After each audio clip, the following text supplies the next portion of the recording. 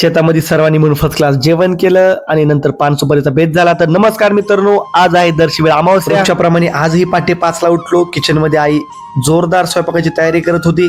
कुंभार बिनगी मोरवा विकण्यासाठी गल्लीमध्ये आला होता आणि त्या ठिकाणी शेतकऱ्याची मोठ्या प्रमाणात गर्दी झाली होती. आमच्या शेजारची छोटीशी बबलीच आईला चपाती लाटून देण्यासाठी मदत करत होती आणि तिनं माझा कॅमेरा बघवला आणि चपाती लाटण्याचं पूर्णपणे थांबवलं. तिनं सांगितलं कॅमेरा बंद केल्यावरच मी लाटणार आहे, म्हणून मला कॅमेरा बंद करावा लागला. नंतर मी तुळजापूरला निघालो. जे काही साहित्य लागायचं होतं, केळी, सफरचंद, पेरू घेतले. त्याच ठिकाणी पांडवासाठी लागणारे हार सुद्धा नानाकून घेतले आणि नंतर म्हटलं शेताकडे गेल्यावर आपल्याला उशिरा जेवण मिळणार, म्हणून आम्ही नाश्ता करून घेतला. गावातील शेतकरी परंपरेनुसार डोक्यावर बिंदगी घेऊन शेताकडे निघत होते आणि पप्पाही मडक्यांना कलर घरी देत होते. काही लोक टमटमद्वारे शेताकडे जात होते, तर कोणी पायी शेताकडे जात होते. सर्व गाव आज शेताकडेच असणार होतं. मी शेताकडे आलो आणि लागलो पूजेची तयारी करायला.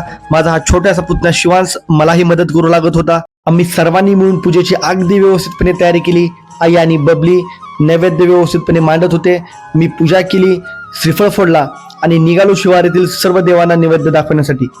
वेळ अमावस्या म्हणजे काय, मी आपल्याला थोडक्यात सांगतो. वेळ अमावस्या म्हणजे कृषी संस्कृतीचा आदर्श, बळीराजासाठी नव चैतन्य निर्माण करणारा सण, संपूर्ण जगाचे पालनपोषण करणाऱ्या धरणी मातेचे ऋण व्यक्त करण्यासाठी आजच्या दिवशी काळे आईचे शेतकरी बांधव मनोभावे पूजा करतात. पूजा करून निघालो आमच्या जुन्या विहिरीकडे. या विहिरीकडे आल्यावर इथे मोठ्या प्रमाणात मासे होते, म्हणून तिथे एक नैवेद्य टाकला.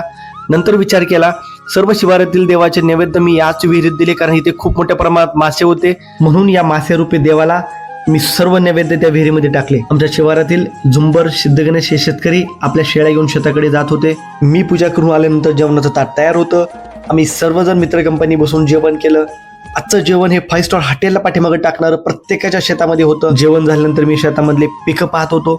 गहू अगदी हिरवागार दिसत होता. याच ठिकाणी आपल्याला आता 3 एकरची पपई लावायची होती. 2 दिवसानं हा कांदा काढला जाणार आहे. यानंतर इथून मी सोमा धनके, माऊली धनके यांच्या शेतात जेवणासाठी आलो. इथं बच्चे कंपनी या वासरासोबत भन्नाट मजा करत होती. इथं यांची पूजा अगदी व्यवस्थितपणे होती.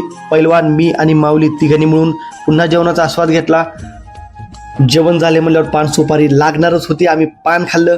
इथून निघालो आणि आलो शंभू धनके यांच्या शेतात. इथं बच्चे कंपनी बोराला दगड मारून बोरं काढून मस्तपणे खात होती.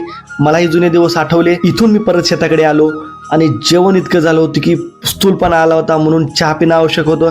अगदी झकासपणे चहा बनवला गेला. या ठिकाणी चाळणी नव्हती, म्हणून कापडामधूनच चहा गाळला, चहा पेला, सर्व सामान घेतलं आणि मी आलो आमच्या गावाकडे. खरं तर आपली संस्कृती आपणच जपली पाहिजे. पूर्वी सर्रास शेतकरी वेळामुळे झाल्यानंतर ही म्हातारी घेऊन हर हर महादेवच्या घोषणा देऊन गावाकडे यायचे, परंतु आता ही संस्कृती परंपरा कुठेतरी लोप पावताना दिसते. परंतु आपल्या गावातील भारत घाटशिळे यांनी ही परंपरा जीवन ठेवली आणि त्यांनी ही म्हातारी घेऊन गावाकडे आले, हर हर महादेवच्या घोषणा देत आपल्या घराकडे गेले. तर धन्यवाद मित्रांनो. कसा वाटला आजचा व्लॉग? लाईक करा, शेअर करा. धन्यवाद.